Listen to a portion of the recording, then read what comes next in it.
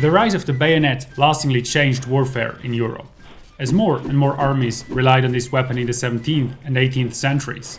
It increased not only the infantry's defensive capabilities, but also its shock value and its firepower. Before the bayonet, the armies of Europe used to rely on pikes and muskets to solve the most basic tactical problem of infantry, namely balancing the interplay of pike and shot. Armies wanted to optimize their firepower, but still needed pikemen to defend the infantry against cavalry charges. The bayonet solved this problem by uniting both types of weapons in a single instrument, the flintlock musket with a bayonet. So let's take a look at how the bayonet changed the armies of Europe and how it was used in battle.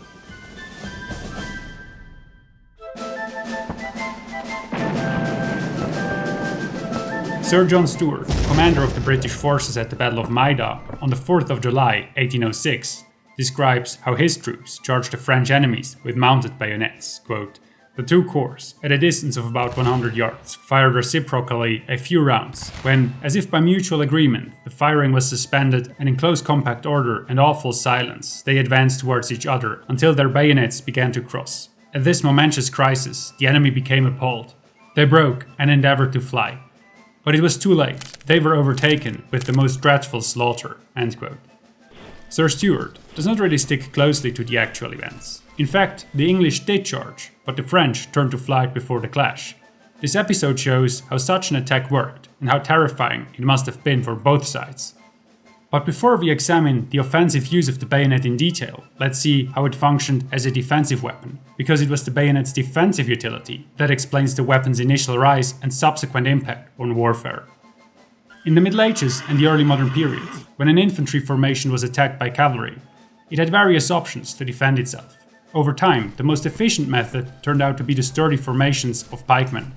Properly executed, the cavalry had to run against a wall of spearheads, which was absolutely deadly as long as the defensive formation remained intact. When the commanders of Europe began to rely more and more on firearms in the 17th century, these dynamics changed. Soon, the army that had more firepower had an advantage. Consequently, from the Spanish tercio to the Dutch battalion to the Swedish brigade, tactical units became wider and pikemen became fewer in proportion to musketeers. They were still needed to put up with cavalry assaults, but lacked offensive capabilities. This inflexible application of pikemen became a problem for the military minds of the time. They strived to improve the offensive shock effect of infantry without reducing firepower in order to expand operational possibilities. A solution was found in the first half of the 17th century, when the bayonet made its first significant appearance. The origins of the weapon are unclear, but the authors of World History of Warfare, which is widely regarded as a standard reference regarding military history, assume the idea of the bayonet was born when some musketeers began to insert long knives into the barrels of their weapons. They did this to improve their chances in close combat and to obtain an improvised half-pike, with which they could defend themselves against cavalry. Inconveniently, the knives often got stuck, rendering the musket useless. Then, around 1640, the pluck bayonet was developed. It was still inserted into the barrel, but it could normally be removed without difficulty. It seems like the idea had been implemented a little earlier in China. A bayonet proper is first mentioned in a Chinese military manual from 1606, which describes a rifle with a barrel into which a sword could be inserted, making it almost 2 meters long. The Chinese called this rifle sword. The pluck bayonet had one big disadvantage. It prevented loading and firing the musket while it was mounted. The problem was first solved by none other than Sébastien Le Prêtre de Vauban, the famous French military engineer. He introduced new bayonets to the French army that could be fixed to the side of the barrel. These so-called socket bayonets were attached with a kind of ring instead of a pluck, and were set off to the side so that loading and shooting were still possible while the bayonet was mounted. However, loading while the bayonet was peeking out above the barrel was very dangerous, especially in the heat of battle, as numerous reports of hand and arm injuries show. When finally the much lighter and even more efficient flintlock rifle became widespread in the 17th century, European armies increasingly relied on the bayonet until it eventually replaced the pike completely in the early 18th century. Tactically speaking, the defense of infantry against enemy cavalry remained quite similar with bayonets. Usually, the formation under attack formed a compact, sturdy square and placed their bayonets in front of them. At Waterloo, Wellington repulsed the assaults of the Maréchal d'Empire Michel Ney in this manner just before the Prussian army arrived. He had his troops form hollow square formations that the cavalry could not break through, since Ney had neither infantry nor artillery at hand to break these formations up from a distance. His cavalry could do nothing but circle the squares in search of a weak spot, while they were being shot by Wellington's infantry. In the end, they had no other choice but to retreat. By the time of the Napoleonic Wars, firepower and shock effect were no longer two opposing factors that needed to be balanced. They became two characteristics of one and the same weapon. Every soldier was now, so to speak, a musketeer and a pikeman at the same time. This considerably increased both the firepower and the shock potential of infantry. Although the bayonet's most important function was the defense against cavalry charges, it also became an important weapon against infantry. One of the first bayonet charges in Europe was made by the French under Vauban during the siege of Valenciennes in 1677, a city then in Spanish hands. When the Spanish cavalry made a sortie, that is, a surprise attack on the besiegers, Vauban's troops met them with fixed bayonets. This slowed down the attack and eventually forced the Spanish to retreat. Afterwards, the concept of a bayonet charge spread rapidly throughout Europe. It shaped many conflicts over the next centuries, most famously the Napoleonic Wars. However, the use of bayonet charges puzzled historians because bayonet wounds were in fact very rare. Rory Muir, an expert on Napoleonic warfare, explains this with the fact that the main function of the bayonet in combat between infantry was not to injure the enemy but to inflict fear. Indeed, as at the Battle of Maida, most assaults with the bayonet ended with the weaker side faltering or even turning to flight. It almost never happened that both sides would stand firm and fight each other with bayonets. The bayonet charge was actually a great option to end an encounter without great losses.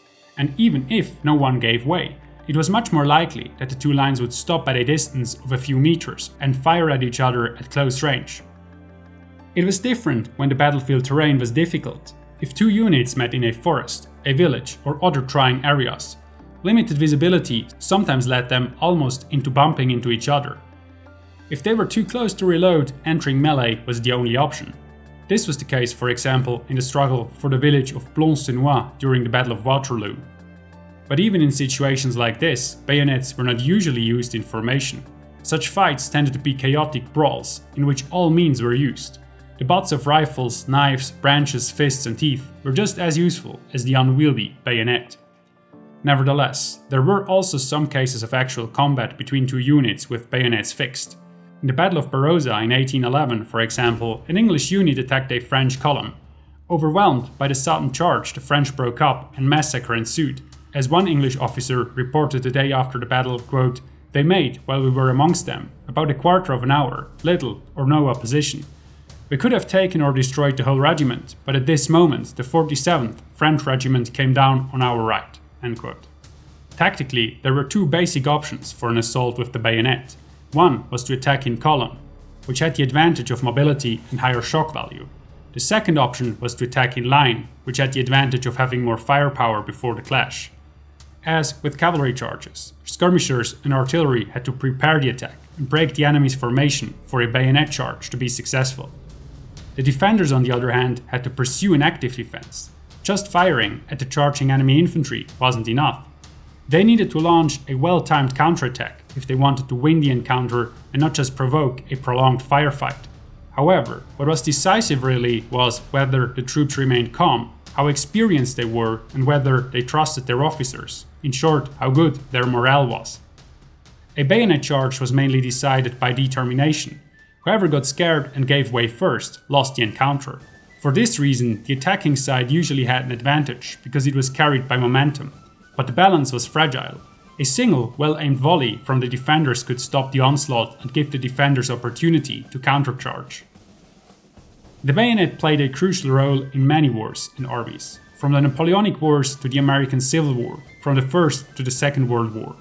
Some bayonet tactics or similar charge attacks of this period became especially well known, for example the Highland Charge of the Scottish clans, the massed assaults of the American Civil War, and the Japanese Banzai Charge. To this day, many armies still use the bayonet, but as the shock effect of infantry has lost much of its importance, and firepower has become even more central, it is usually used only as a last resort.